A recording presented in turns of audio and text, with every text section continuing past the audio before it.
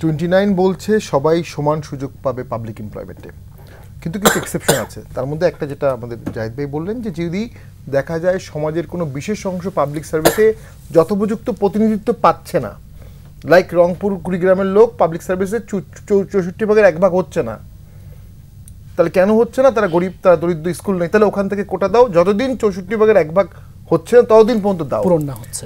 এখন এই সরকারের দুটো বড় ফ্লোজ আছে। আমি নিজেও সংবিধানের ছাত্র হিসাবে অসাংবিধানিক একটা জিনিস পছন্দ করি, সেটা হচ্ছে মুক্তিযোদ্ধাদের বিশেষ সম্মান দেওয়া বা কোটা দেওয়ার কিছুটা আমি পক্ষে, কেন আমি বলবো, কিন্তু সংবিধান অ্যামেন্ডমেন্ট করা দরকার ছিল। আর্টিকেল 29 একটা ক্লজ দিয়ে দেওয়া উচিত ছিল, যুদ্ধাহত মুক্তিযোদ্ধা ব্যাকওয়ার্ড ক্লাসের আগে মুক্তিযোদ্ধা অথবা যুদ্ধাহত মুক্তিযোদ্ধা অথবা হতদরিদ্র মুক্তিযোদ্ধা, এটা হলেই আর কোনো প্রবলেম হতো না।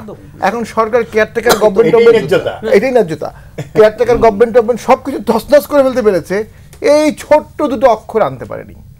দেন যখন 18 সালে মুভমেন্ট হলো, আমি তখন সংসদে, তখন মতি আপা খুব একটা রাগবে একটা বক্তব্য দিয়ে দিলেন, ওটা ছাত্রদের মধ্যে আরো ফুয়েল আপ করলো, অ্যান্ড দেন প্রাইম মিনিস্টার ঠিক আছে কোটাই বাদ দিয়ে দিলেন।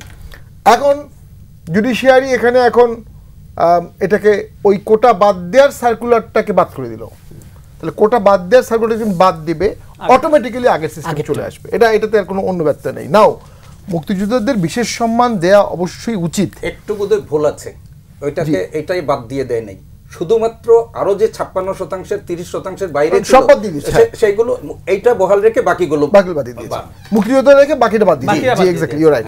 সো এখন মুক্তিযোদ্ধা 71 সালে যারা সিদ্ধান্ত নিয়েছে যুদ্ধ করার, প্রকৃত মুক্তিযোদ্ধা যারা, এর থেকে সাহসিকতার কাজ শব্দটা কেন বললেন? কেন বলেছি আপনি জানেন, আপনি শিক্ষক মানুষ, এর থেকে সাহসিকতার কাজ কিন্তু আর হতে পারে না। এইটুকু ইন্টারনেটে দেখলাম, পাকিস্তান পিরিয়ডে ওয়েস্ট পাকিস্তানের 85% লোক পাবলিক সার্ভেন্টে ছিল, আই মিন ফেডারেল গভর্নমেন্টে, আর ইস্ট পাকিস্তানের 15% ছিল। দেশ স্বাধীন না হলে কিসের চাকরি, কিসের সমতা? অসম সাহসিকতার সাথে, ট্রেনিং ছাড়া, খাবার ছাড়া, ইউনিফর্ম ছাড়া যারা একটা গাদা বন্দুক নিয়ে ড্রাকুনিয়ান পাকিস্তানের বিরুদ্ধে যুদ্ধ করার সিদ্ধান্ত নিতে পেরেছে, তারা এটা ডিজার্ভ করে।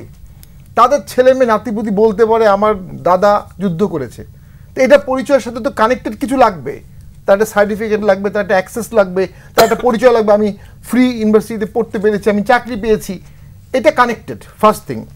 সেকেন্ড থিং হচ্ছে গভর্নমেন্টের শ্বেতপত্র করা উচিত, এই যে কোটাটা দিবে কাদের কাদের প্রয়োজন, কোন ক্যাটাগরির প্রয়োজন, কোন জেলায়, কোন চরে, কোন ট্রাইবাল এলাকায়, কোন ক্যাটাগরির লোকজনকে।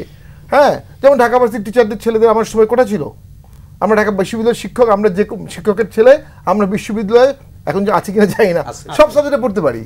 আমি তো ব্যাকওয়ার্ড ক্লাস না, কিন্তু আমি কিন্তু সুযোগ পেয়েছি, যদি চাইতাম আমি নিতে পারতাম। সো শ্বেতপত্র করে দেখা উচিত কার কার এটা প্রয়োজন, বাতিল যাচ্ছে না কার কার এটা প্রয়োজন।